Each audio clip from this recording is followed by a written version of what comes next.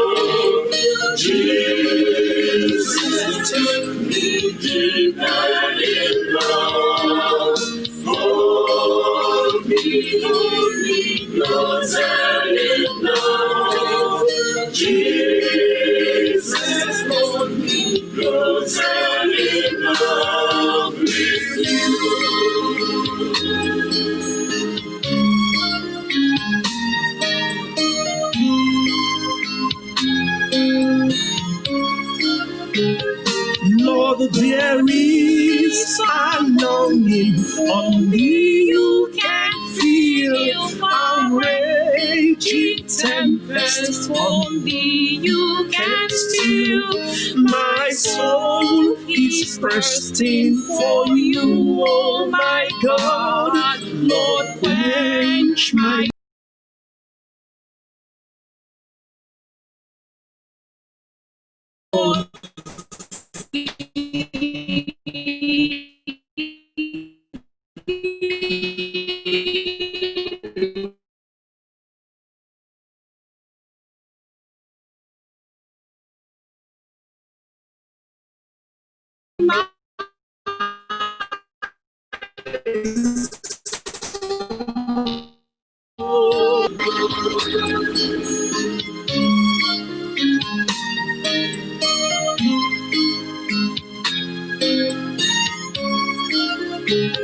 Yes, from sunrise to sunrise, I seek your face. From day to day, I long for your touch to hold my hand, Lord, lest I fall, to draw me nearer, closer to thee.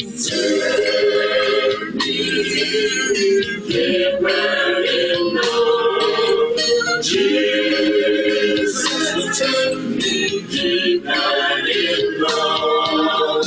Hold me closer in love. Jesus, hold me closer in love with you.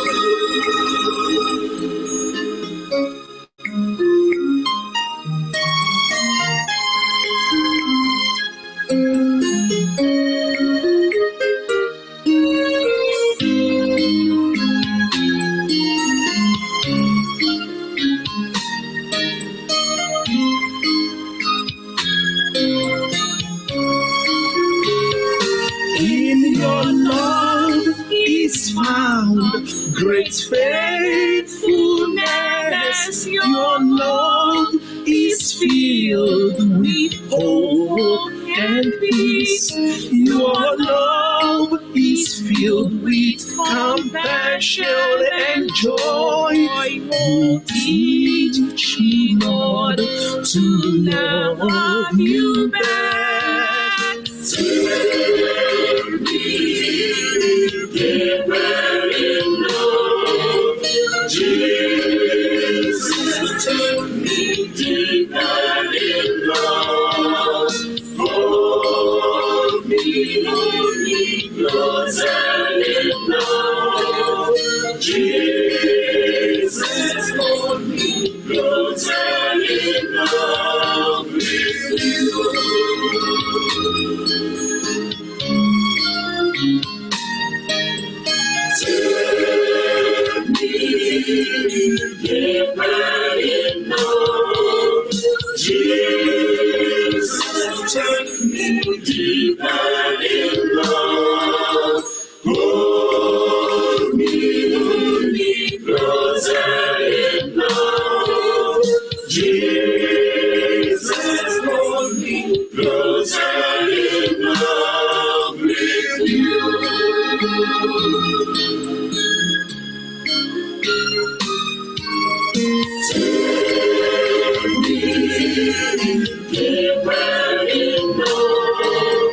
Jesus, take me deeper in love.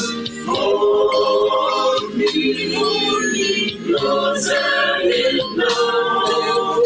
Jesus, hold me closer in love with you.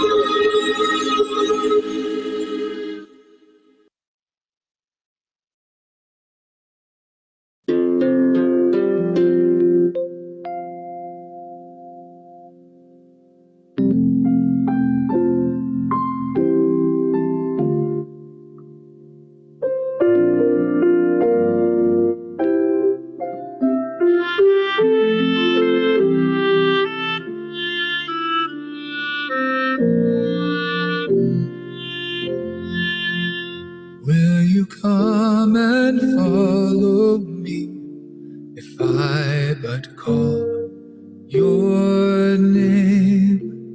Will you go where you don't know and never be the same? Will you let my love be shown? Will you let my name be known? Will you let my life be grown in you and you in me?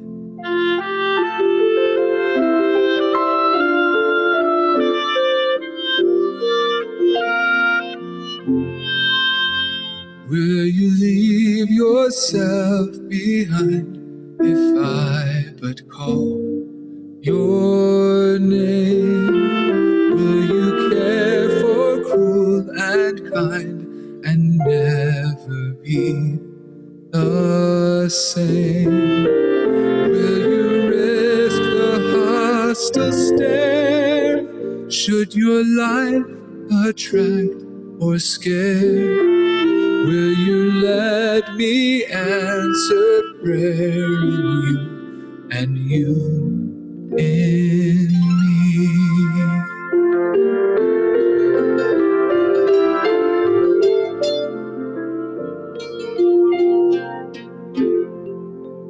Will you let the blinded see if I but call your name? Will you set the prisoners free and never be the same? Will you kiss the leper clean and do such as this unseen and admit to what I mean in you and you in me?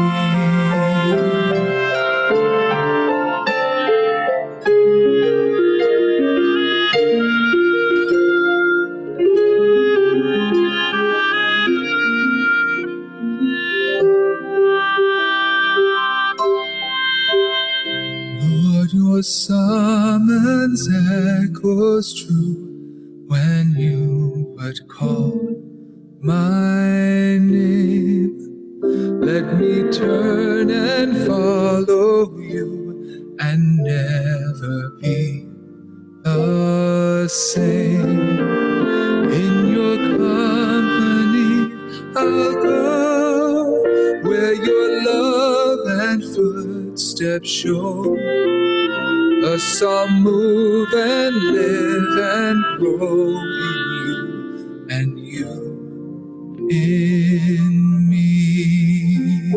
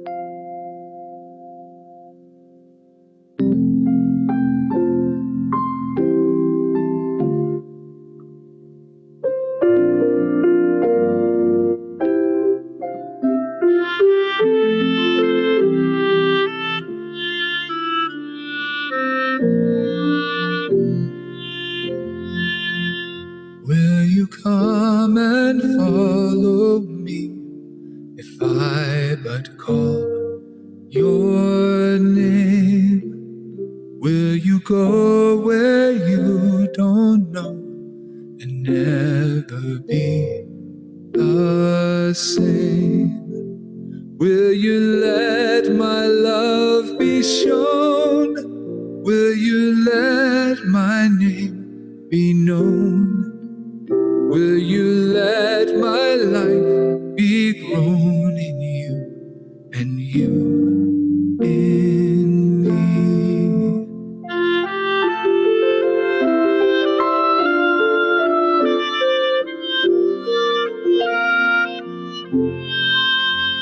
Will you leave yourself behind if I but call your name? Will you care for cruel and kind and never be the same? Will you risk the hostile stare? Should your life attract or scare? Will you let me answer prayer in you and you in me?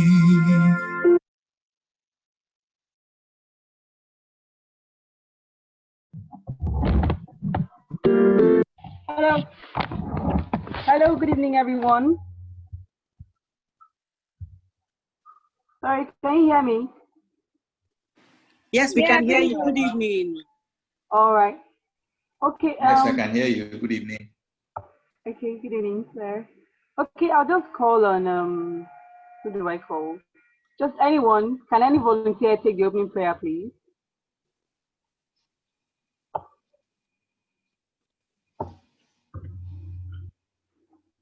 Okay, could you take the opening prayer, please?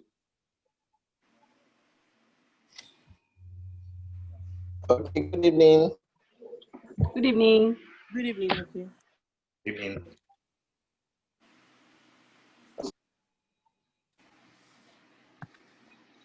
Go ahead. Father Lord, we thank you. We thank you for this beautiful opportunity to be gathered here once again. We thank you for making it possible to bring our speaker here. Father Lord, we pray as we listen to everything he has to tell us today, that we'll all be impacted and be better off for it. We thank the organizers of this event and YCP in general. We pray that you continue to take us to greater heights. These are many more we ask through Christ our Lord. Amen. Thank you very much. Okay. All right, we'll just quickly take the gospel of the day. Amen.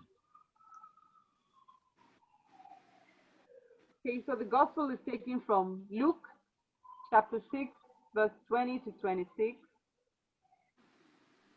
I'll just go ahead and read. At that time, Jesus lifted up his eyes on his disciples and said, "Blessed are you poor, for yours is the kingdom of God. Blessed are you that hunger now, for you shall be satisfied. Blessed are you that weep now, for you shall laugh. Blessed are you when men hate you, and when they exclude you, and revile you, and cast out your name as evil, on account of the Son of Man. Rejoice in that day, and leap for joy, for behold, your reward is great in heaven. For so their fathers did to the prophets. But woe to you that are rich, for you have received your consolation. Woe to you that are full now, for you shall hunger. Woe to you that laugh now, for you shall mourn and weep. Woe to you when all men speak well of you, for so their fathers did to the false prophets. The gospel of the Lord. Praise be to you, Lord Jesus Christ. Okay, I'll just quickly share, although it's open to anyone who would like to share as well, just what struck me from the gospel. The verse that stated, Blessed are you when men hate you and when they exclude you and revile you and cast out your name as evil on account of the Son of Man. Rejoice in that day and leap for joy. It may seem like some sort of contrast, like, you're being persecuted basically for Christ's sake and all that. But for me, it's more like an encouragement, like it's urging me on to do the needful, to do what I need to do, as long as, you're doing it on account of God, and then God would eventually, practically give you a thumbs up per se. So it's more or less like an encouragement. It just motivates me to keep doing what I need to do, as long as, it's on the right path, as long as it's what would make God proud of me, because even there's a part of scripture that says, even Jesus himself said, if you're ashamed of me, I will be ashamed of you before my Father.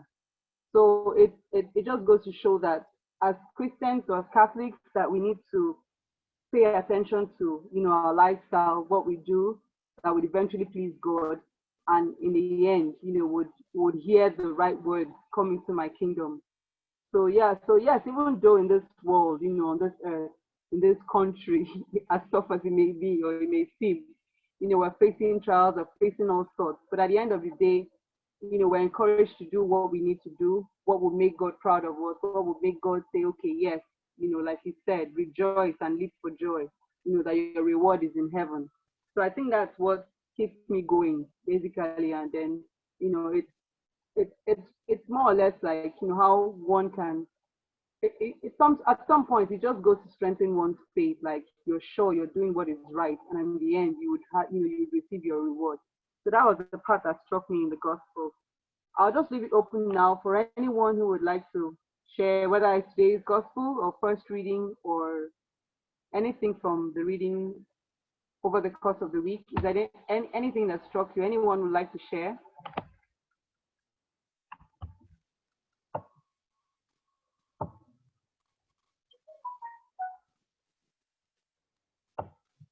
Anyone willing to share?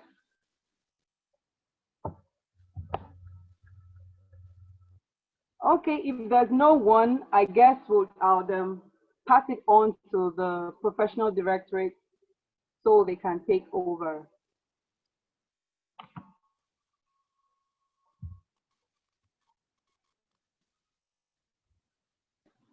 Okay, thank you. Thank you for that, Ada. Thank you for sharing the gospel with us. So we're just heading straight into our program of the day, which is going to be our PD day. Today is our PD day, Professional Development Day, and this is a day in which we bring in somebody, an experienced person, industry, someone we can learn from, and will come and share ideas basically with us so we can be better professionals in our businesses and in our places of work. So we're really very excited today. We have a very distinguished guest with us today, and he goes without introduction. So I will just read through his bio so that we can have an appreciation of who he is. So Soni Irabor is the MD CEO of Soni Irabor Institute of Media and Communications Limited, chairman of Ruyi Communications Limited, member of several boards, including Board of Inspiration, 92.3 FM, Genevieve Magazine. He's a speech trainer and coach, a lecturer and trainer at the Catholic Resource Center, and so many other platforms. And so we are really very delighted that he is here with us and he's going to teach us or take us through today's topic, which is, okay, sorry, am I still online? Okay. Hello, can you hear me? I can hear you. I can hear you. Okay, sorry. So he's going to take us on our topic for today. So let's make welcome to him. Let's welcome him warmly from where we are. So Soni Irabor, you can take the floor right now. Okay. Good afternoon. Good evening. Because I'm in my part of the world, which is not like Nigeria, but it is Nigeria. So good evening and welcome to this moment. It's strange. You may be seeing me. Okay, when Mary Esther saw me, she probably was wondering what the heck is wrong with this man. Mary, I think you probably see that I've changed a bit, so I look a bit more presentable. I'm actually speaking to you from the hospital bed. It just so happened that I couldn't,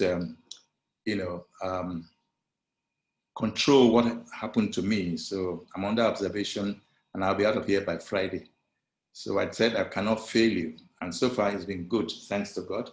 Can we sort of look at, in your professional life, what do you think is your, what do you think, how do you think you engage the audience? That's what I was trying to ask. How do you think you engage the audience? You engage the audience by the way and manner you speak to people. You engage the audience by the utterances, the emotions you display, the gesticulations, the everything. So the difference between public speaking and interactive speech with your friends or professional colleagues is the formalization of the public speaking. And I dare say they're just taking light, but please just listen to me. I'm sure you can still hear me because everything else is working.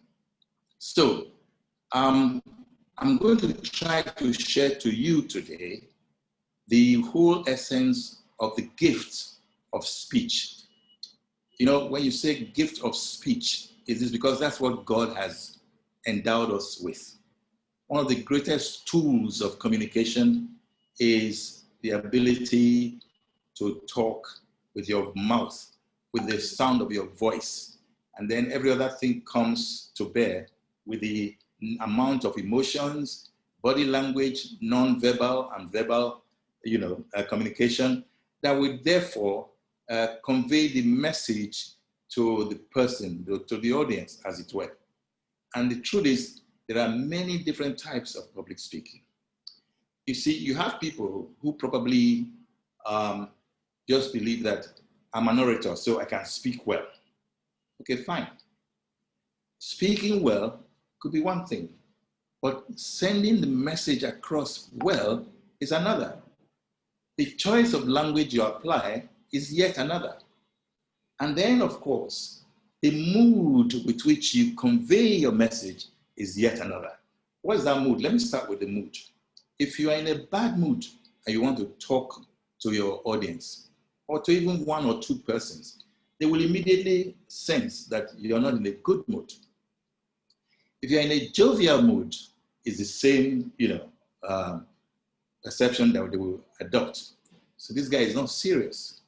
So the truth is, as we try to display a measure of understanding of ourselves as speakers, we also try to display a measure of understanding of the people we speak with.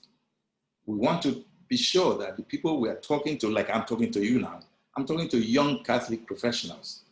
But I have to bear in mind that young Catholic professionals is an embodiment of so many different professions amongst the young people of the Catholic faith.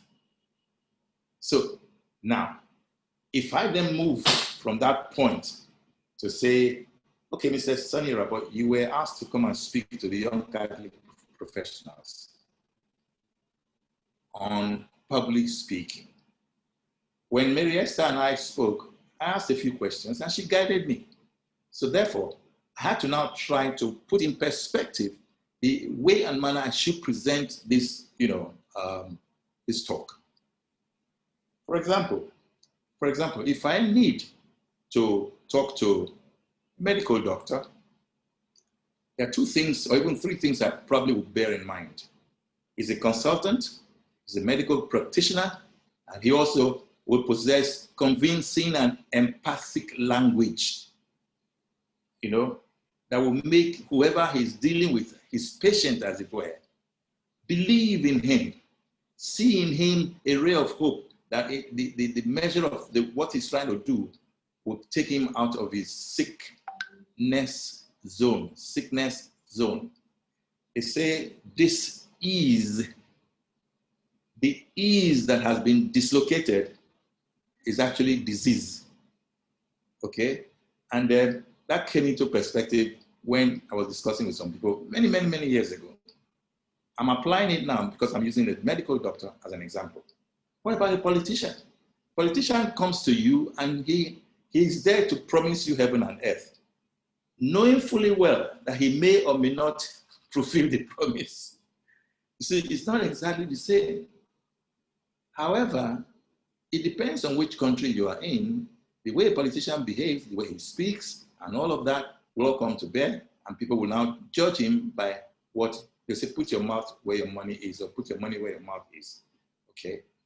There's yet another type of speaker, a lawyer.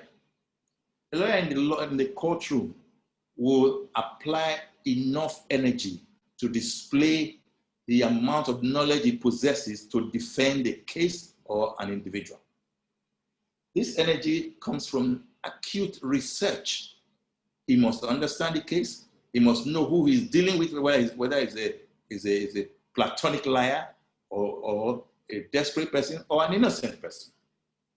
Okay? Then you also have the preacher man. We all know, we as Catholics, we know our preachers come in varying degrees, but they are very formal in their approach. Whereas the other set of preachers, the Pentecostal preachers, you have varying degrees of preachers amongst them, but they display a smart element of being in control, being dramatic, and being verbose, and being sometimes almost garrulous. But their primary aim is to win converts. The same way with the Catholic priests. The man who preaches spiritual well-being is doing his best to convince whoever he means well for you and wants you to therefore understand that whatever he's doing, believe him, trust him, and take his word for it. So we have so many different. There is a teacher in the classroom. The teacher has to stay within the scope of his expression of knowledge, because that knowledge means a lot to him. And that knowledge means a lot to the teacher, the students in the classroom, because the student is going to see him as a demigod of sort. That, hey, this is the custodian of knowledge. I better listen to him.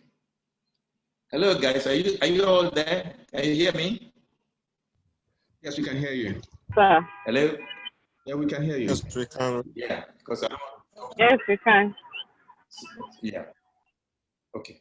I don't want to talk to an audience that I'm not sure of.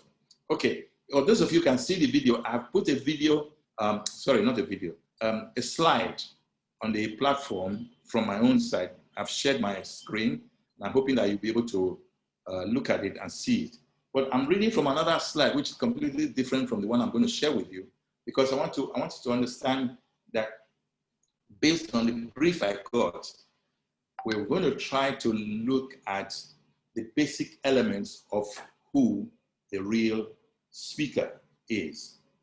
Now, first, let's go now to the nitty-gritty of being a public speaker.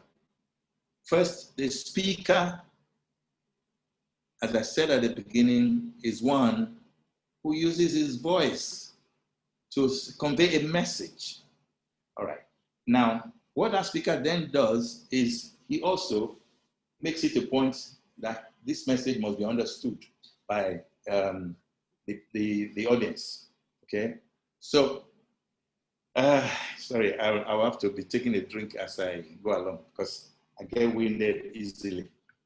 So anyway, so the speaker is three persons in one. The first person is the man who is speaking, who is actually the middle of the two others, two others.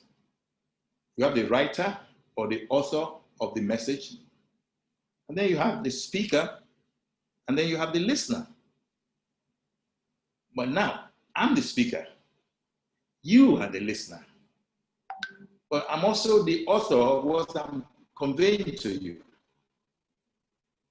But in me, there are three persons in one. I'm not being blasphemous here.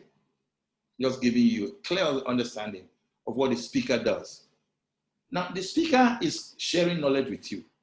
So he already has done enough research to share that knowledge that should be able to guide you nicely. The speaker, as he speaks, also listens to himself. And he hears what he's saying. And sometimes it crosses his mind whether or not he's saying the right thing, whether he's saying it well, whether the people are listening to him. And the third person in that three person in one speaker is the listener. He's also the listener. He's listening. And so wondering whether he's using the right level of voice, whether he's shouting, maybe he's shouting too loud and so he has to slow down, or maybe he's not using the right tone of voice and all of that. So that those three in one person makes the public speaker an exceptional person. Now, as you move on from that, you go into the next level. You're dealing with the audience. And the audience looks up to you. The audience expects you to be a man of knowledge, a man who's authoritative, a man who expressly can say boldly, clearly, and without any no holds barred, that whatever he's telling you is the truth, the whole truth, and nothing but the truth. It could be true. It may not be truly true. It may be just part of truth, but he must present it as if he owns the truth. I hope I'm making sense to all of you. Very, very important. So, therefore, the speaker is, I said, he possesses the ability to engage an audience through the spoken word. Public speaker is one who has the gift of the gab, can think smart, fast, and intelligently, and he can speak fluently, naturally, and confidently. Please, I hope you are taking notes, because where I am, I'm just speaking to the script I have in front of me. However, I will try and share with Mary Esther later some of the slides, although I don't like doing that because it's my tool of trade, but this is also my professional Christian college, so no sweat. Then the speaker is an orator, is coherent. You see, an orator is one who has the ability to speak fluently, eloquently, and authoritatively about any subject, especially the subject he's conveying with you. Then you have the coherent, meaning he's clear, he's articulate, he's distinct. He possesses the gift to be able to talk to you fluently. I will give you examples later, but let me just continue. He's in control of the subject. I already said that. He's in control of the flow of information that the audience needs. I'm hoping that this is what I'm trying to do now. I'm in control of the flow. Okay. Now, how does a public speaker maintain quality? All right. I already also have mentioned this in my summarization. He has to be knowledgeable. He has to display confidence. And he has to, he has to think smart and fast, meaning he should be quick-witted. And then he must be engaging. If I'm talking to you and I cannot, control your attention or, get the attention to the extent that you will love, I might lose you. The tendency for that is that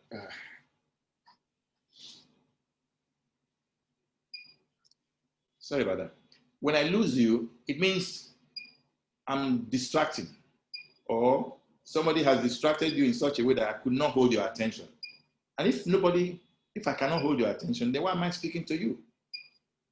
But again, most of us public speakers, and I'm sorry, I'm not trying to exhibit too much arrogance here, but I've spoken around these continents of the world. Let's open it for me. I've spoken around the continents of the world, and I must let you know, the Nigerian audience is the most difficult audience as far as I'm concerned in the whole wide world.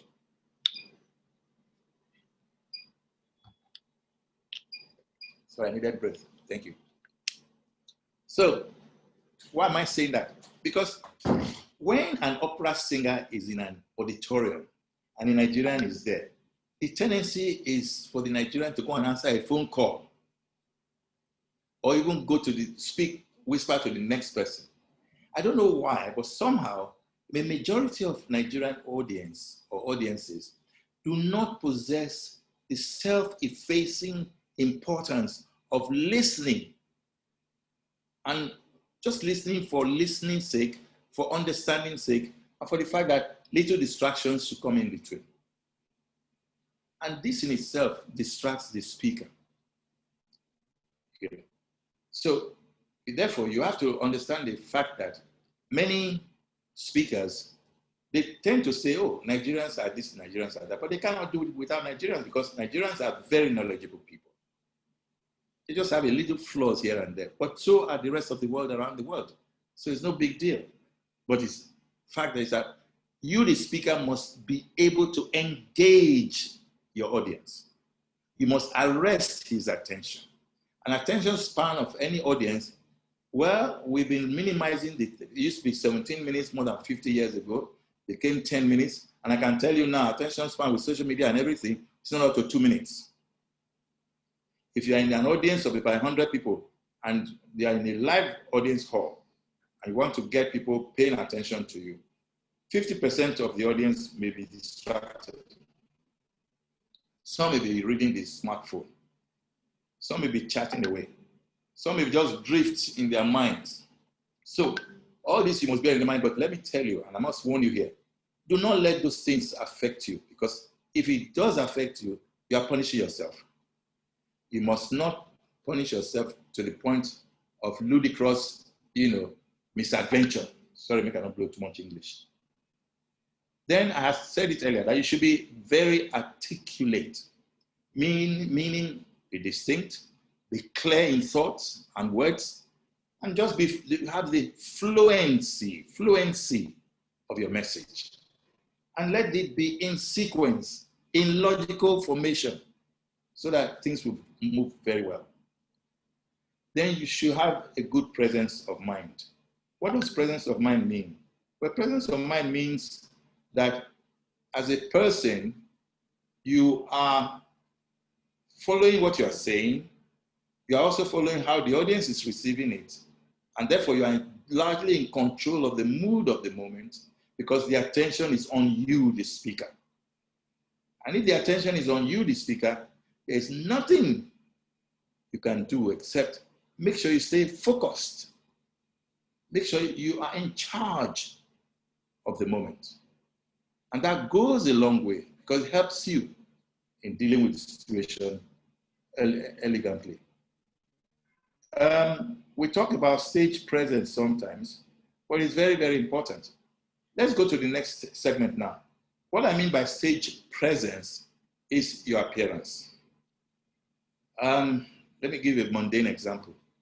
A few minutes before we started, I was in one funny shed like this. It was actually my hospital shed. And I said, Mary, this is how I'm going to appear.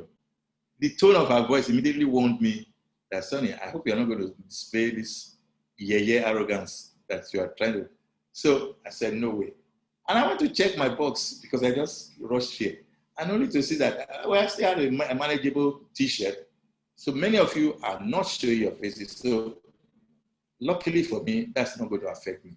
All right? So I hope you understand what I mean. Appearance counts. Appearance always counts, So I've just said, Abby, please let me call you back. I'm so sorry, sir. Please. Okay? All right. Thank you. So sorry about that. Yeah. So appearance counts, and that appearance is what determines how people will rate you, relate with you, and then take whatever you say. Posture. Now, this posture requires the body language we talk about. Posture, your gesticulation, your hand movement, and all of that, they mean a lot. Your body movement, your perambulation, moving from one end to another on the stage, it means a lot. You should make sure that you do not dwell too much on moving about. So most people prefer to stay by the microphone or the podium because it helps them. And when you are talking into the microphone, you talk into the microphone. You don't talk away from the microphone. And the best form of achieving that is microphone is, all right, let's say if you are holding it, your microphone should be about 6 inches from your mouth. But if you are putting it on a stand, then the microphone should be between 6 inches and 8 inches from your mouth. Just make sure that you're not too inaudible, because the idea of being inaudible is not very helpful. You understand? So these are the whole essence of it. Then the microphone culture, I just talked about part of it, but the way you handle it means a lot as well. You handle your microphone not far from your mouth, but your hand must be steady. Let it not shake. When we will talk about presence of, we'll talk about, what do you call that thing now? Forgive me. Fear factors later, don't worry. But when you're holding the microphone, your fear might distract you to the point where your hand starts to shake. Don't let that get to you, please. Then the eye contact. Eye contact is when you're talking to an audience. There are so many people, assuming by 100, maybe even 500, maybe 1,000 people. What you do is you look over at their heads. Don't try to look right in front of you, because those directly in front of you might engage your eyes to the point of distraction. And I have to warn that you don't want that to be your lot, because when that happens to you, it tends to affect you. But if you are very bold and you think you are the owner of the occasion and you want to do that, all well and good. But if you slip, that's where the problem is. If you slip, you must regain your control. All right? Okay. Then vocal quality. I always say this word. Vocal quality should create visual impression. Does that make sense to you? Well, vocal quality creates visual impression. That means whatever you say, the clarity of your voice, the weight of what you say, they will create powerful picture in your mind. And that picture is very important. For those who speak, for example, just now there was somebody who read the gospel, and there was somebody who shared the understanding of the gospel with the rest of us. Those were two basic principles of, if you like, public speech. Why? Because one was formal reading, the other was strict from the head, interpretative. Those are very brilliant, elements of making. So vocal quality is very important. That as you speak loud and clear. And I guess I'm speaking loud now, because as I'm speaking loud, I know I'm already losing energy, but I want to make sure that my voice is clear. All right. Then breath control.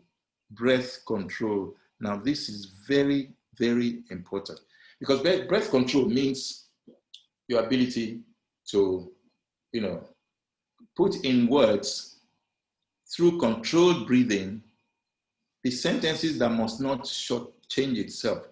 When you're saying a sentence, don't make your sentences too long, because when you do that, you're actually wasting a lot of resources and energy.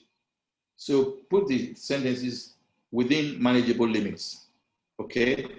Let me please give you guys a chance to ask questions so I can take some water a bit. I'm a bit winded.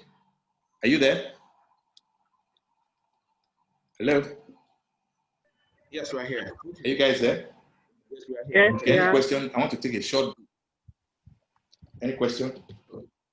Okay, so I don't know, the floor is open for everyone. If you have any question for Mr. Soni Irabor, feel free to raise your hand so that we can unmute you to ask your question.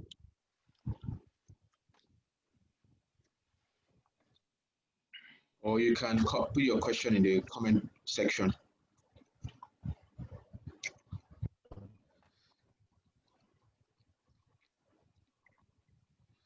No question? I don't have any Okay, questions. at least I've used that moment to take some water. Okay. Yeah. Who is asking question? We don't have any question at the moment. Looking, okay, hold on, let me check through the, okay, we have no questions right now. So maybe if you're ready, you can continue. Yeah. Okay. I'm just trying to get the slide open. Okay, it's open now. Yeah, we'll continue on. Okay, the next stage is, I've talked about dress code, posture, microphone culture, eye contact, vocal quality, then breath control. And if I may reiterate breath control again, speech is breathing. I already have mentioned to you that I'm winded, meaning I've used a lot of breathing to, say the things I wanted to say. And by so doing, the tendency is for one to get a bit tired, because you're actually, when you take in air is when you prepare to speak. When you bring out air is when the speech comes out, when your voice starts to form words that will send a message across. That is breath control. Okay? Now, audience interaction. What we did just 2 minutes ago is what you might call a bit of audience interaction.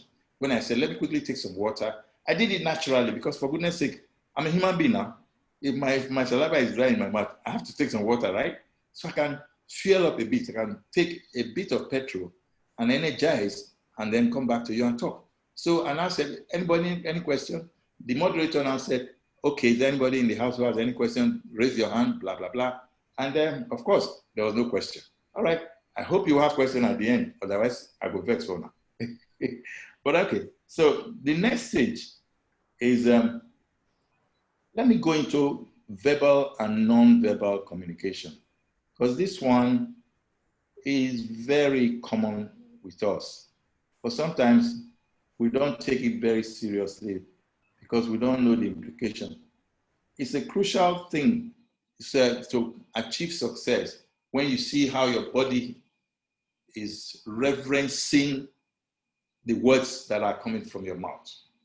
I use the word reverencing because it's giving it authority, power, some level of, what do you call it?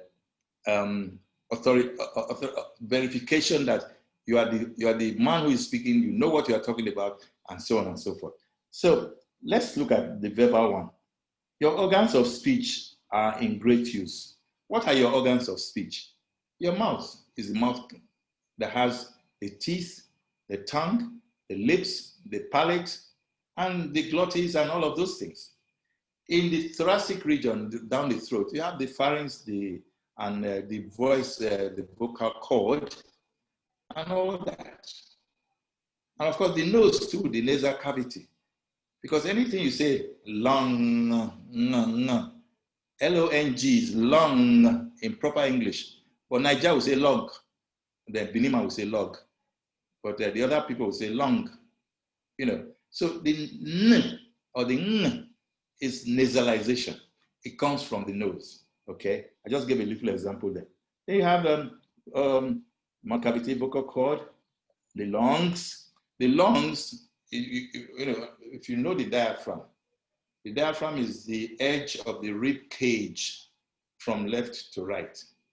When you feel it, you see a big, thick muscle covering the ribs. So that point, when you take in air, you breathe out. In, bring out. That helps you to build your lungs. It also helps you to build your diaphragm. So when you're speaking, you're not getting tired easily, all right? So lungs, diaphragm, the tongue I already mentioned, the teeth I mentioned, the palate, the roof of the mouth, and then you have the nasal cavity, that's the nostrils and what is in there. The pharynx is inside there somewhere, and the larynx are along the same line. Then the glottis and epiglottis. If you Google, you check organs of speech, and they'll give them to you. So they form what you might call the verbal communication. Okay. Now, the non-verbal communication will be Okay, well, this one is very interesting because he said using voice, okay, using voice to communicate in an effortless manner is is verbal because it's voice. Okay. Why those phonetic sounds matter is also vocal quality. So you are supposed to articulately pronounce words correctly. So I'm still in verbal, sorry. Okay. Then using tenses correctly and factually, still verbal.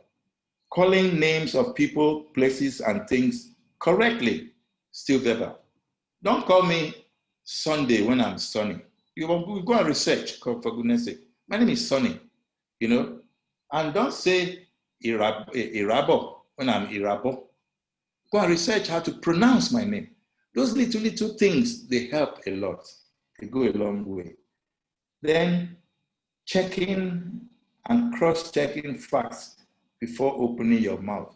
I keep saying this because if you are going to make a presentation, assuming you are even facing an interview panel, you're supposed to display a good measure of authority in the subject you claim in your documentation to know. I said you claim to know.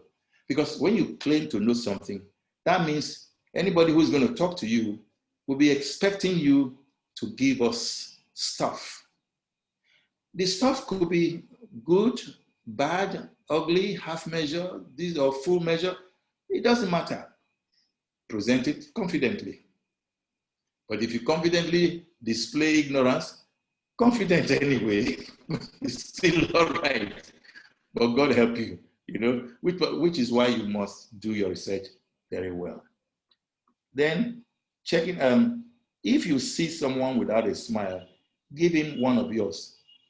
Now, let me restate that. If you see someone without a smile, give him one of yours. Now, I'm going to engage you. What do you think I mean by this? Let somebody speak. I'm listening. Hello? That's non-verbal communication. Hello? Yeah. For me, it's a non-verbal communication. You're prompting an smile action. Non-verbal communication, I agree. But that's why I said, that's the last point. I said, if you see someone without a smile, give him one of yours. What do I mean by that? Engage them. Make them smile. Carry them along. No, you are going too far afield. Somebody said something that Okay. wasn't. Make them There's smile. a person who said what? Make them smile. I think it means to Yes. exactly make them Be careful.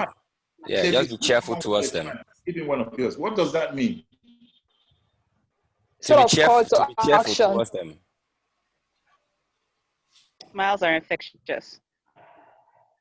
Perhaps to disarm them. Call to action.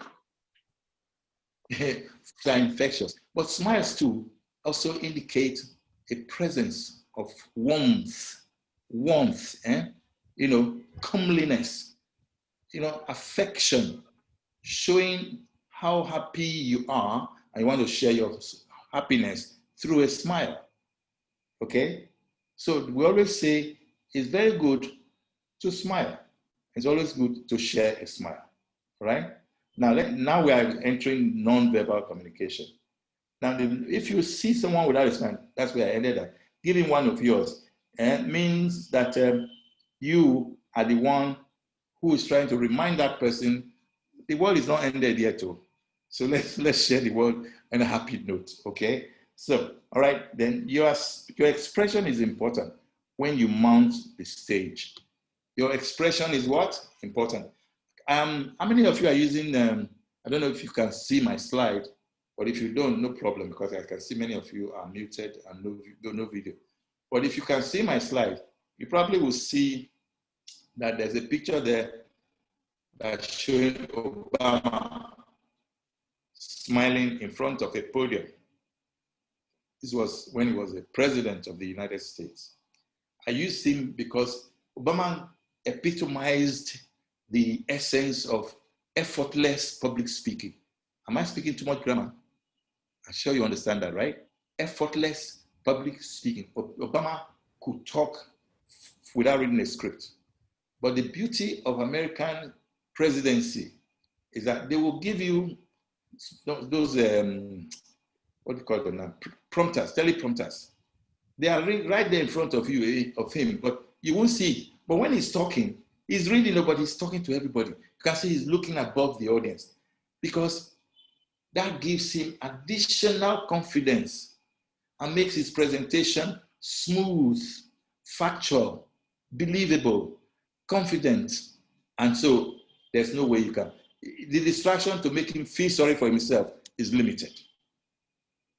Okay?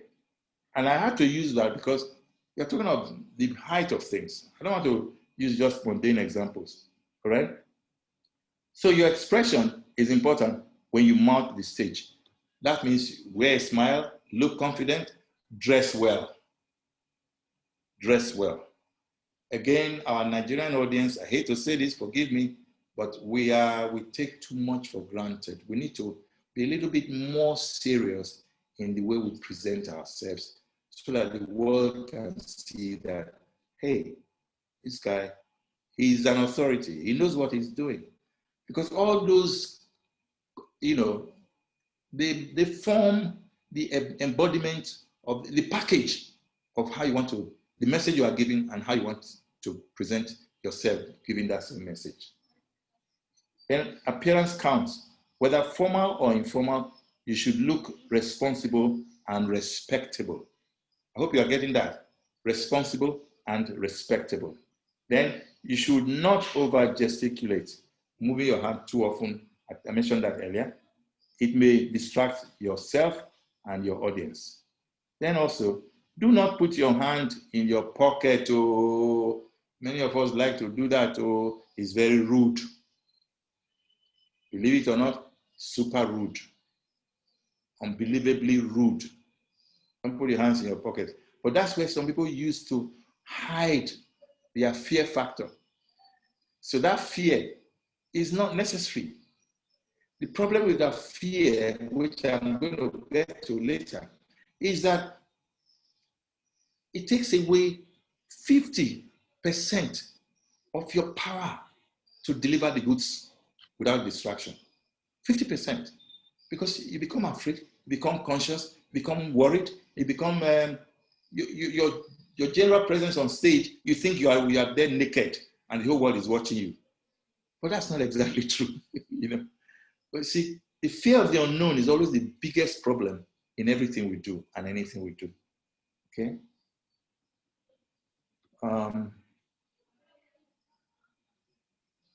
Do not put your hand in your pocket, okay, that. Do not pace the floor too frequently. I already mentioned that. Moderate movement is always, you'll be in control of your faculty, of your body language, of your movement. Very important. And then your eye contact, I also mentioned that earlier. Your eye contact with the audience is safer above the sea of heads than looking at an individual in the eye. Okay, let's use our church now, Divine Mercy Church. I've had the privilege of almost every year for the past 12 or so years since I moved into Lekki, I've had the privilege of facing the beautiful audience, the congregation. And I'll let you know something.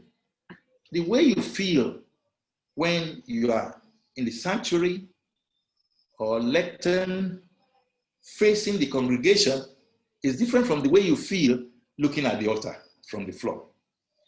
For those of you who have done it, you understand what I mean. If you haven't, one day you will experience it. It's overwhelming. It's exhilarating. It's nice. But that puts you on the edge as well because you become even conscious. Say, I think I'm not going to mess myself up. Let me just try and do the best I can while I'm at it. So those little things, they count for or against, All right, so let me now move to the next level. I'm trying to edit so that we can finish in time because of the time you have. Okay, the tools of trade. We already have the organs of speech, but let's look at the microphone, which I'm now going to talk about in earnest. The microphone is as important as the voice because it is the same instrument that amplifies the sound of your voice. That's what the microphone is. You take this microphone, you talk into it, and as you talk into it, you hear yourself loud and clear everywhere. It's magic that God gave humanity the power to invent, okay? So it's very important that when you are handling the microphone, handle it with confidence. And if you are not sure of yourself in the way you want to hold the microphone, please feel free. Put it on a stand. There's no need to be talking on the microphone if your hand is shaking, because it might affect the quality of your voice.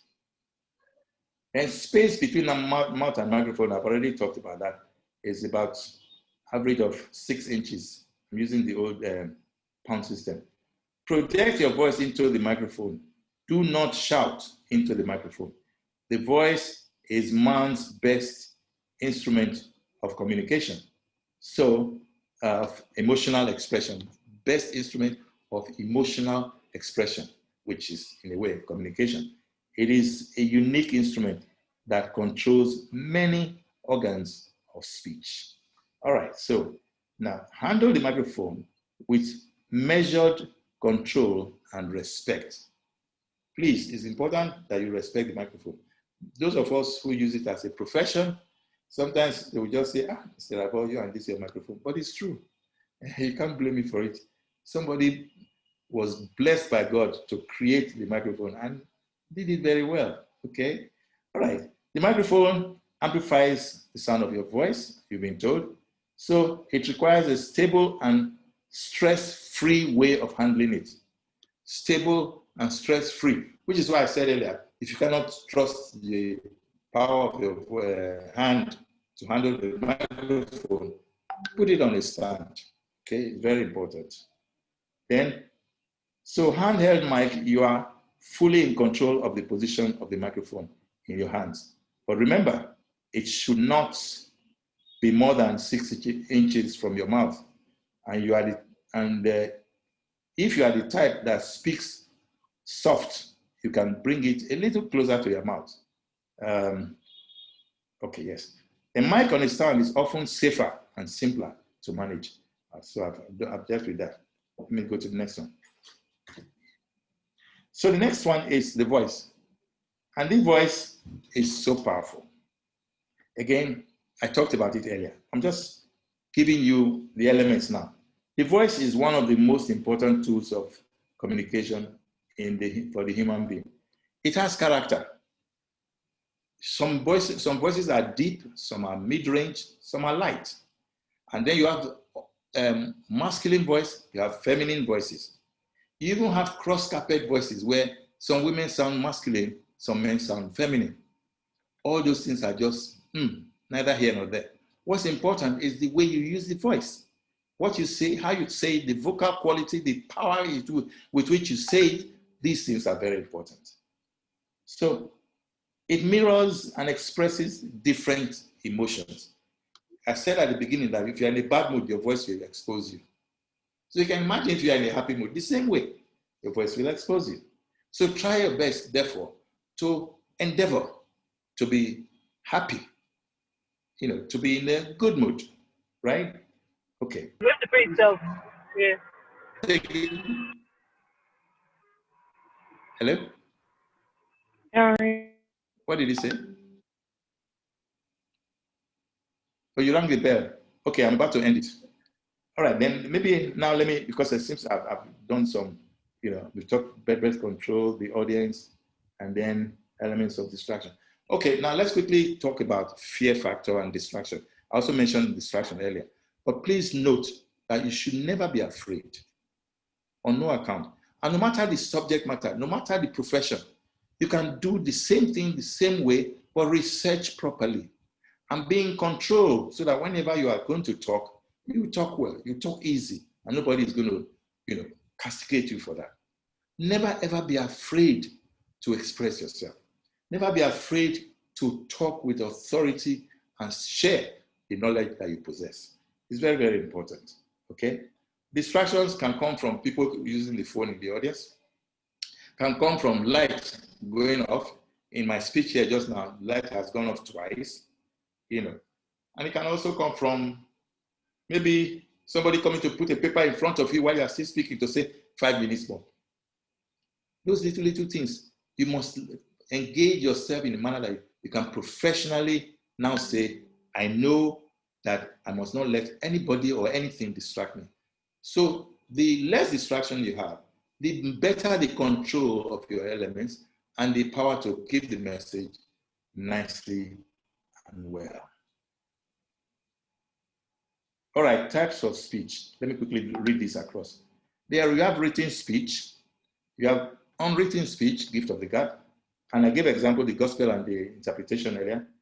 Rehearsed written speech and rehearsed unwritten speech. They will show when you don't do them well. Rehearsed unwritten speech, and then unrehearsed unwritten speech. Each of the above, or each of these speech formats can pose a challenge to you because you really want to understand that. You set out to say you could do something, that's why you did it. So the written speech, therefore, is that you have to rehearse the script very well. And please note, don't just read from any text. Let your text be written out boldly and clearly, because some typos are so light that you'll be struggling to read it well. Don't do that, unless you don't have the opportunity, in which case, try and be as much in control as possible. But please, do not memorize though if you do not trust your ability to memorize. Do not memorize, okay? Those things are very, very crazy. Always rehearse your speech. Always prepare yourself. In the same way, the unwritten speech. Take short notes down. Just look at the phrase title and speak to it. You know, it helps a great deal, all right? And then finally, distractive audience, I mentioned that before, because this is always common with us, and we are very good at it. How to manage distractions. If you can stop it, stop it. But if you cannot stop it, ignore it. Very important, all right? Okay, let me stop here because the rest are exercises and I want people to now ask me questions or what you understand by what we've done so far. I rest my case. Thank you very much, Mr. Soni Irabor. This was really very enlightening session because we know that public speaking is a very big deal. I mean, many people are very intelligent, but when it comes to speaking to the public, you know, everybody becomes very afraid. And you shared really very insightful nuggets that we can take to and use in what we do in our speaking. I took some notes of those things. For instance, you said, talking about non-verbal speaking, you said something like, if you see someone without a smile, give him one of yours. You said again that your expression when you mount the stage is very important. So this is all about non-verbal. You say you should look responsible and respect. Gesticulates, you know, gesticulating can make you lose your audience, right? You said that you should not put your hand in your pocket because it will come across as being very rude. Then I, for one, I'm very, very sure, as I've experienced this, 50% of your power to deliver the session. This is really very true. And so you have to find a way to manage your fear. Then project your voice in a microphone. You know, you said your voice, you should never be afraid in talking about anything at all. You can present in a very good way as long as you do proper research. So moving on to earlier things you spoke about, you said, which I found very interesting, that Nigerian audience is the most difficult audience in the whole world. I don't know why Nigeria, everything is always very different for us here in this country. You know? And because we're always very distracted, you know. You said something about social media. Nowadays, it actually makes our attention span less. So this is really very true. And you said for a public speaker to maintain authority, he has to be knowledgeable, engaging, emphatic, and display confidence. Then you talked about that a speaker is 3 persons in one. and he's the writer and the author of the message. He is the speaker and he's also the listener, meaning that whenever he's conveying a message, he has these three attributes at once. So yes, you also said that you should not let distraction to spoil your flow. You should be fluent and have a good presence of mind, meaning that you should follow what you are saying and how the audience is receiving it. So these are just a few of the things you mentioned. This has been a very, very deep session, very insightful. I don't know if any of us here have any question we want to ask him. He said he will be vexed for us if you don't ask questions. So you guys no vex for us. Just come up with your questions so that at least his time here, he will really understand that we have to. Yeah. While they are thinking of questions, let me give you examples on video. No, I can't play it here. I mean, go and Google or you go to YouTube. Pick any speech by Chimamanda Adichie.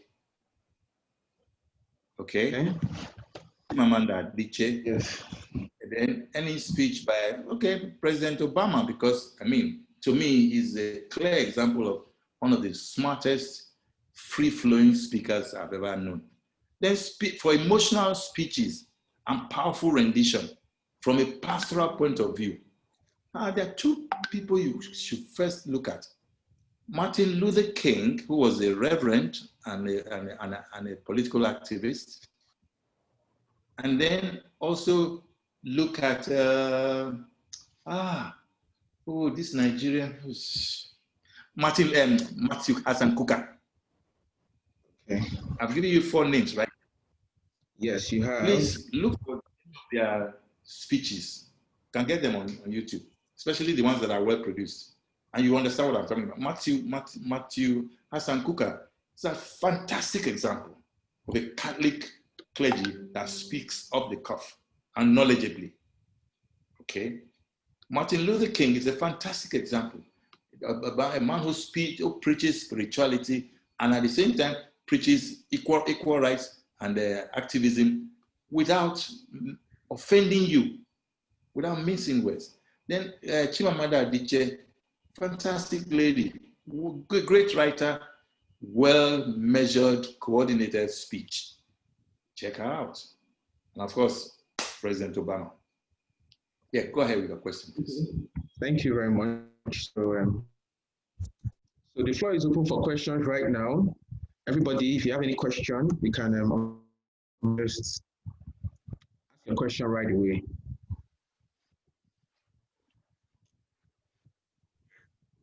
Hello. Okay. Hi, good evening.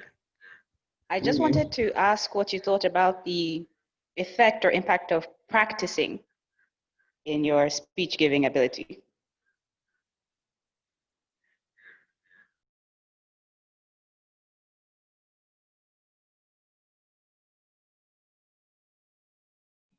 Okay, sorry, I didn't know I was muted. Practice makes perfect. Do you understand that, right? The lady I spoke to. Yes. What that means is clear, very, very clear. Because the more you practice, the more in control you are of the subject matter. And that makes that very nice and easy to contend with. And when you speak well, by the way, when you deliver well, you are happy with yourself. Even if nobody is clapping for you, like a redneck lizard, you'll be nodding your head, say, I've done a good job, So practice makes perfect. Research makes equal perfection.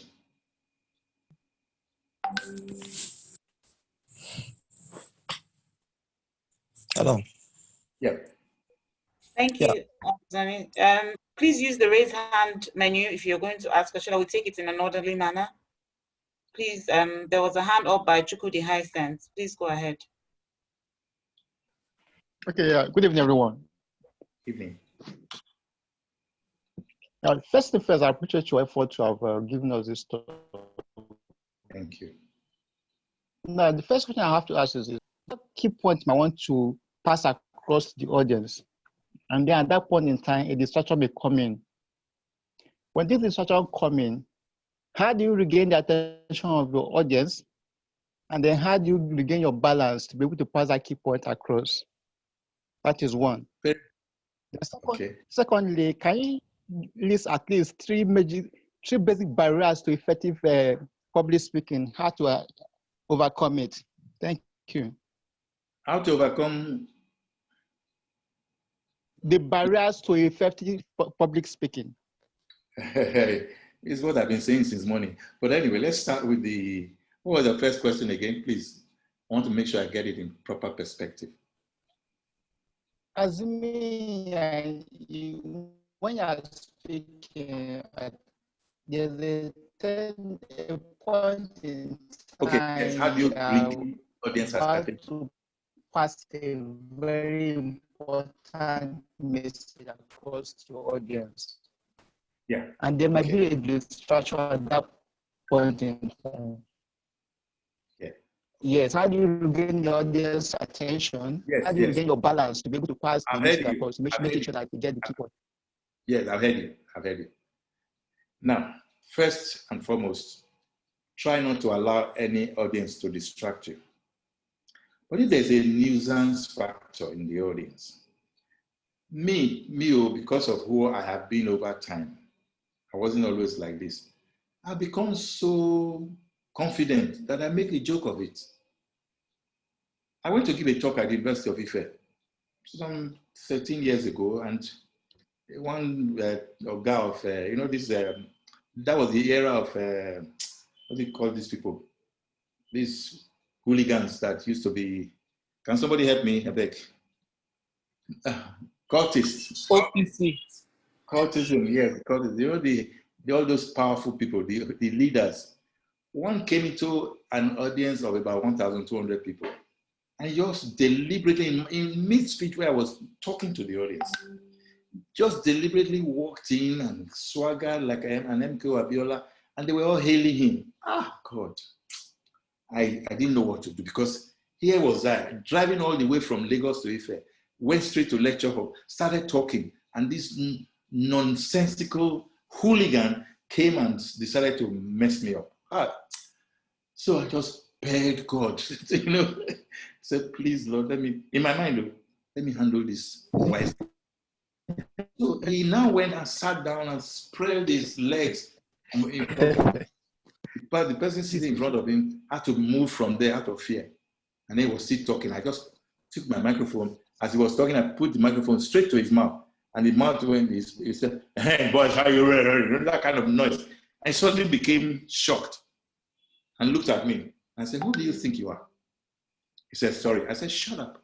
Who the hell do you think you are? And you walked in like that. No apology, nothing. You sat down and you started talking. I'm sorry, sir. I said, and I asked the audience, is this who you call your president of cultism? I said, because this doesn't resonate with me. If you like, fight me on the way home. I don't know what gave me that courage. Please trust me. But I'll let you know for one thing. That guy felt small. And I said, okay. After that, I went and then I kept talking. After about 15 minutes of talking, and I went back to him. Do you have any question? He said, me? I said, yes, you. Because you came to listen to me talk. From what you've heard so far in the past 10, 15 minutes, do you have any question? No, sir. So you don't have any question. Okay. I'm going to talk for another 10, 15 minutes, and I'm going to ask you if you have any question. When the guy saw that I had aimed at him, now this is the extreme, please don't take this seriously. When he saw that I had gone too far with him, he now wanted to leave. I said, no, sit down. You decided to scatter this audience. Let's do it together. It was a note he sent to me, sir, I'm very sorry. I didn't mean this at all. So please, if you would just let me be. Now, this is the king of the boys, Abi. He probably didn't like this kind of direct opposition that I gave him in public. He didn't like that. So in essence, if I were in an audience that is unruly, I won't talk to you too much. I'll just carry the microphone to your mouth. And for those of you who may have seen me at some of these functions, especially the Catholic ones as St. Agnes, I'll just put microphone in your mouth and you quickly stop talking. And all the others will see it and they will stop. But that's Soni Irabor style. For a professional style, you will stop reading or talking. the sound will die out naturally. Trust me. Just stop talking and just be looking at the audience. That is, if the distraction is so vivid, so clear and glaring, you just stop talking. Then you now say, okay, if I may continue, because everybody will now keep silent. If I may continue. And then you continue. The third better style is, ladies and gentlemen, please, if you don't mind, let's pay attention so that we don't lose the important or the salient points of this message. I can see that many of you are getting rested. I'll make it fast. So please just bear with us, okay? Nice audience, beautiful audience. You have to also flatter them. Some of them will become empathetic. And it's not sympathy. You are not doing them a favor, they are not doing you a favor. It's empathy. They'll begin to see from your point of view and then start to follow. So audience distraction is a major flaw in the Nigerian space, believe it or not.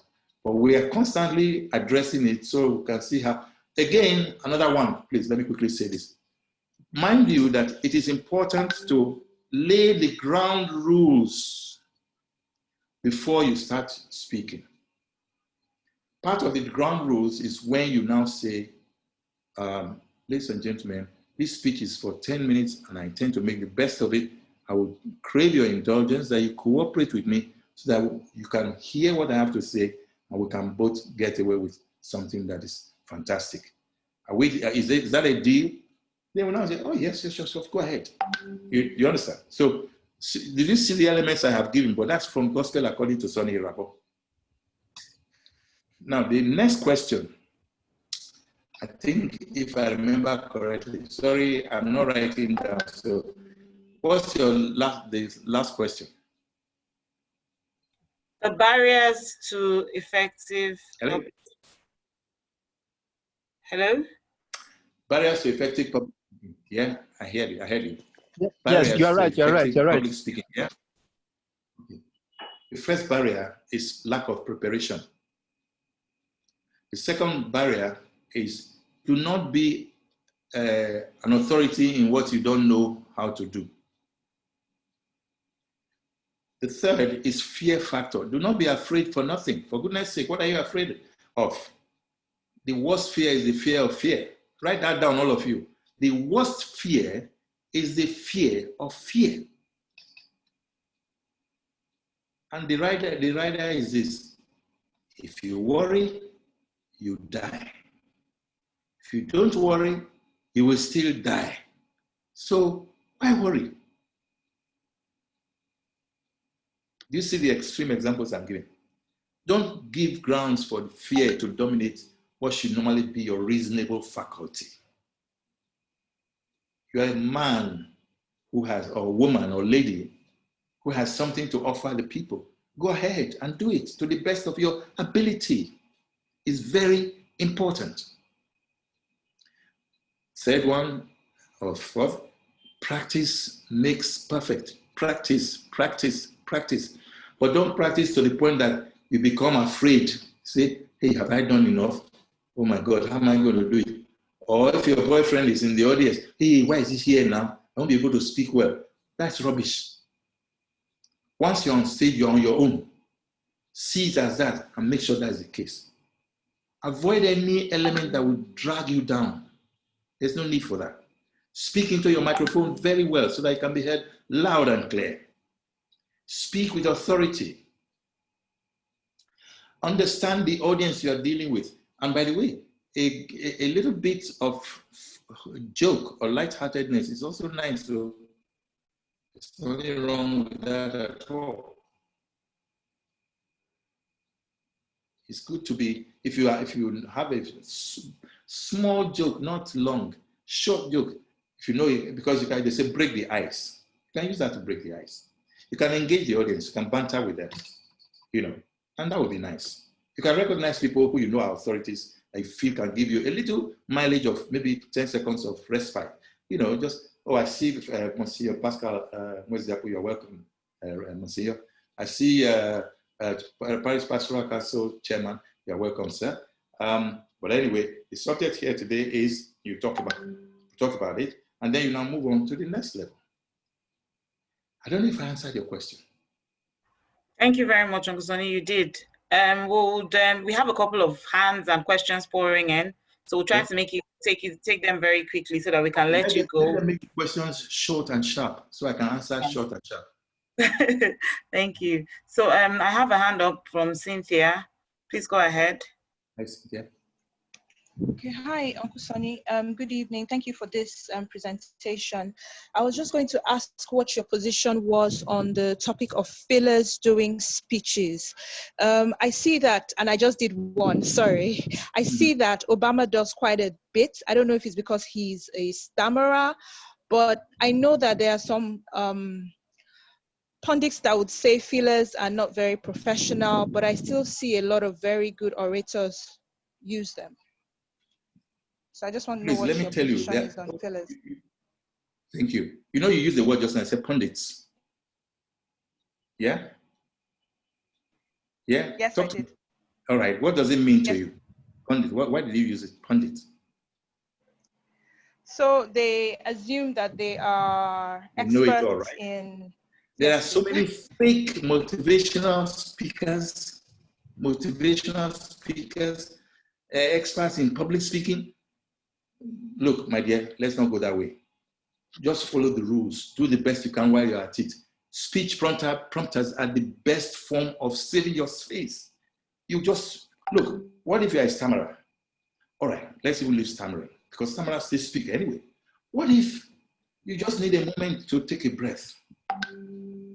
That's what I didn't talk about. Prestige pauses are very necessary. Don't follow all this latest thing that you now edit sounds in such a way that there's no full stop, there's no breathing space. No. Because in live, normal speech prompters are natural. You can say, don't just make it too much of it. And then you go ahead and do that. I don't know if I did it today, but if I didn't, maybe because I'm a bit comfortable with this subject matter. But sometimes you're not fully comfortable. So, my dear, speech prompters or gap fillers are okay. Just don't overdo it, that's all. Next question. Thank you. We take Boniface. Boniface, go ahead. Good evening, everyone, and thank you so much, sir, for your time. My question is, in a situation whereby you have, you've prepared and you have about maybe 10, 20 slides that you want to present in 30 minutes, and for you to pick the mic and you're now told that you have only 15 minutes to deliver your topic, what do you do? Very beautiful question. Thank you for that. But let me be honest with you guys. Always prepare for the good, the bad, the ugly of anything you want to do. The good is be prepared fully. The ugly is expect the worst, but you shouldn't be the source of the worst. The bad is if you don't meet your expectation yourself. But in between us is the fact that there are people who are very good at, they'll draw a program very ambitiously and they don't know how to keep to time. Look, if I'm going to talk, they say you've given me 30 minutes to speak, I'll try and stay within 30 minutes. If I don't do that, then I will now start asking myself, how am I going to manage what happens thereafter? Okay, but the essence is you have a 20-slide speech. Prepare your mind for 10. Because we, in public speaking and in everything written or spoken, there's what we call summary of a summary, which is a précis. Précis is P-R-E-C-I-S. So précis is the summary of a summary, and summary is the summary of a prose. Prose is the long, highfalutin one. So they say brevity is the order of the day. So always prepare your speech. That's why you have PowerPoint. When you have PowerPoint, that presentation that is, you have 20 lines in one slide. That's not PowerPoint. PowerPoint is 2 lines, maximum 5 lines. and then pictures or diagrams. That's PowerPoint. But Nigerians don't know it. Even professors in the classroom, they mess up. Excuse my language, I hope there's no professor in the house. Go, Jerry, let's go. Any other question? Yes. Before we take you, Chibuzo and Richmond, I'll just read out some that has come in through the chat. Okay. Someone says, I believe there are various levels to public speaking. What particular modules can one use in assessing his or her level in public speaking proficiency? Okay, in my slide presentation, I remember I mentioned, maybe I didn't, I'm not sure whether I read them all out, but I mentioned that there were different types. That's what I said, types of public speech or speaking. Again, you have to weigh the option. Who is your audience? Is your audience a classroom audience? Or is your audience a professional audience? Or is your audience a pastoral audience? It's you that should use your wits to understand the level of preparation you should put down. But I always believe that if you put phrases in context and make sure that you refer to them, not reading, as some of us sometimes find ourselves doing, but if you just refer to them and speak fluently, you're making good sense. But all public speeches are basically or generally the same, because you're referring to the different moods that would describe the different occasions of speech. And I gave examples earlier: doctor, lawyer, teacher in the classroom, pastor in the congregation. I gave all those examples. So that's the way you should plan your presentation. The presentation is not to go and display how great you are. No, it's how much information you can impart on people and how much message they can get from it and the level of interpretation they derive from it. Because it's one thing to have a message, it's another for that person to get the message, understand it, and interpret it. Thank you, Uncle Soni. One more from the chat. How does one handle pressure when called up for an impromptu presentation? Take a deep breath. Count 1, 2, 3, 4. Slowly. Bring out the air through your mouth. Take deep breath from your nose and out through your mouth.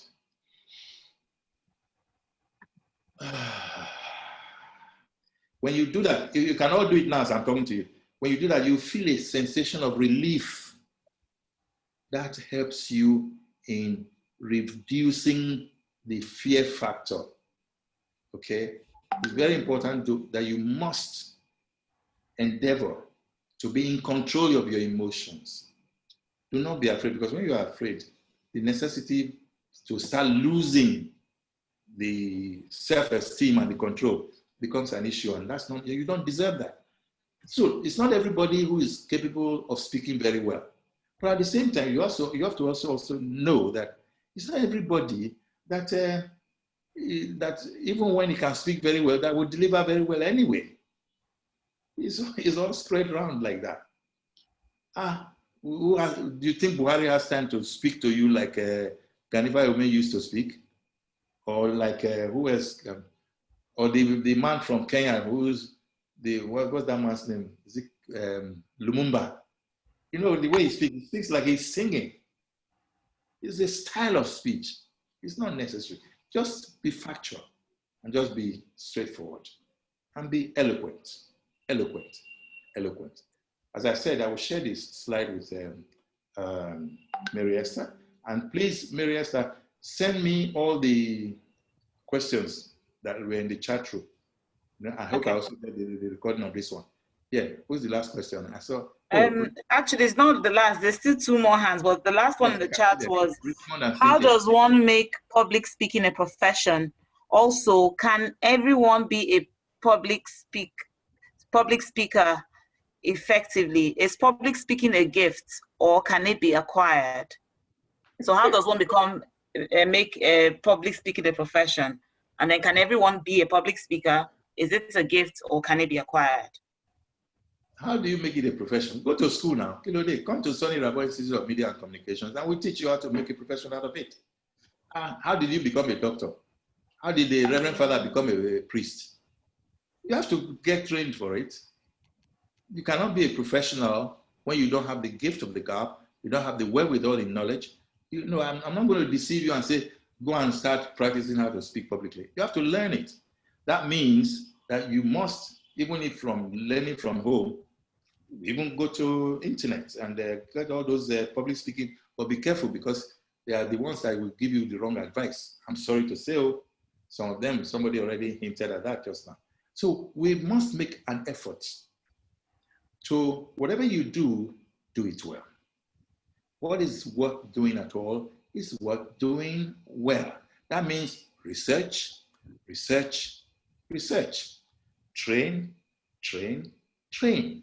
Practice, practice, practice. Ask questions, ask questions, ask questions. Prepared like the Boy Scout. Be prepared at all times. That's what makes who you are.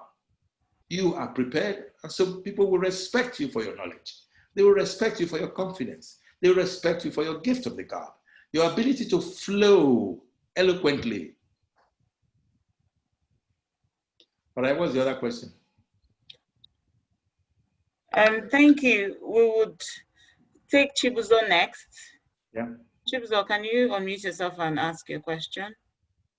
All right, thank you, Marista. Thank you, Uncle Soni, for this session. There's so much I would like to ask, but I know there are different types of speeches, different types of communication, but I want to focus on two. When you're doing presentation,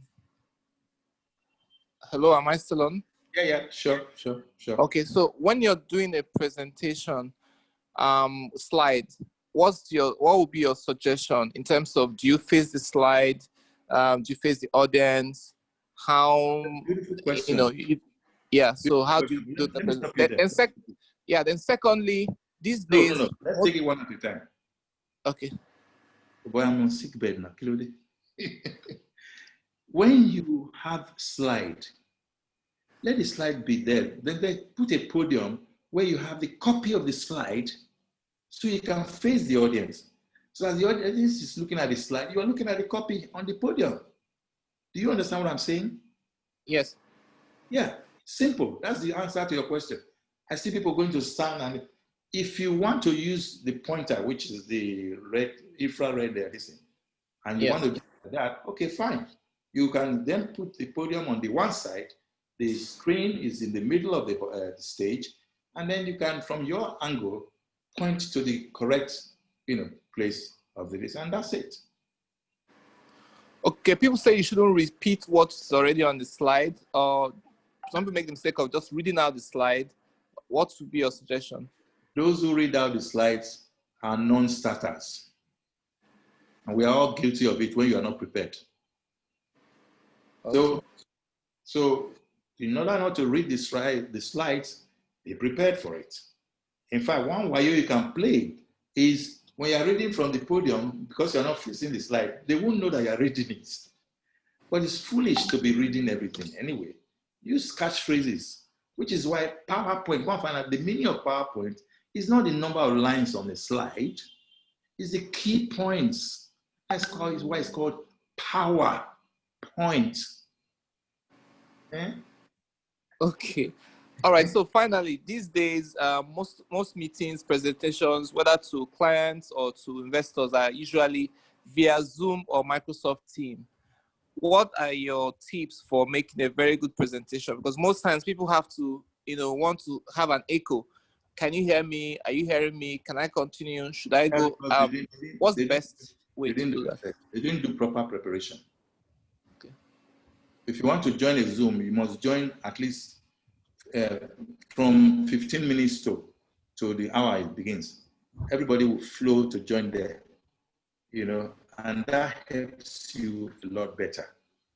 So it's always better that I left my microphone on because I'm the main speaker.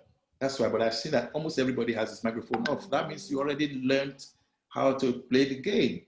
The early stages of Zoom, it was a fiasco, I mean, you see people crying,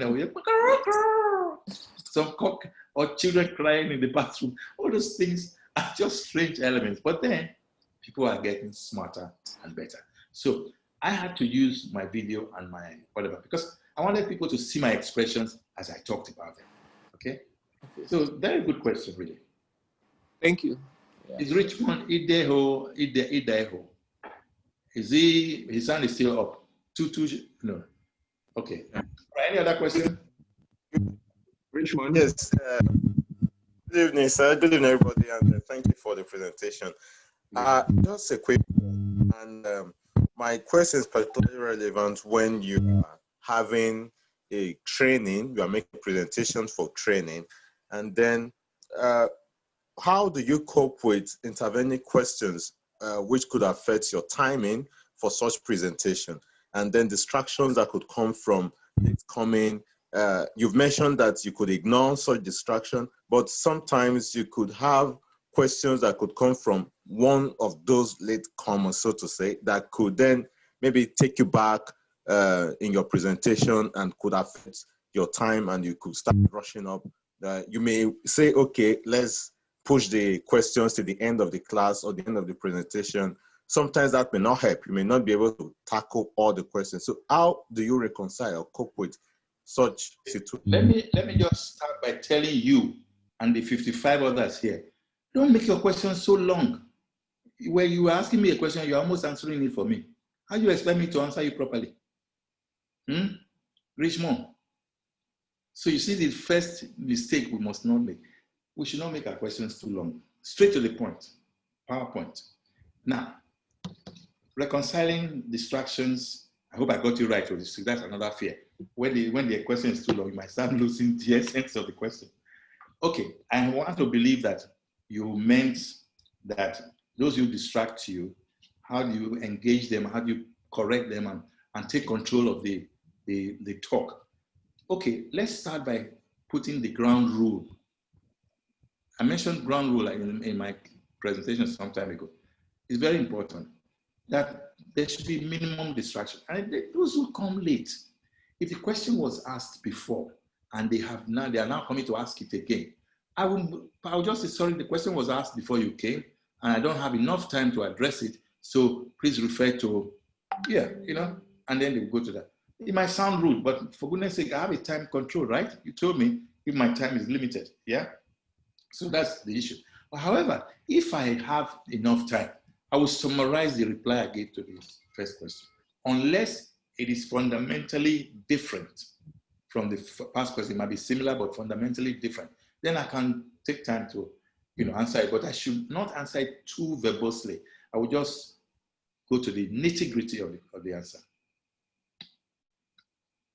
But it's very good to always put ground rule, especially with all these Zooms these days. It's teaching us to face brevity properly.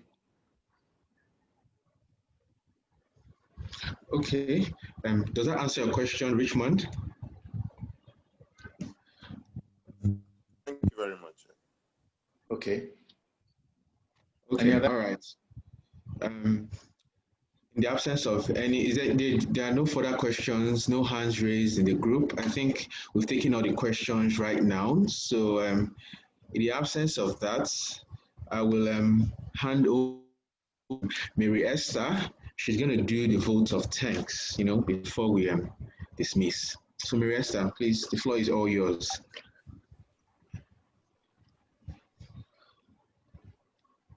Hi, Uncle Soni. Hey, baby. Hey,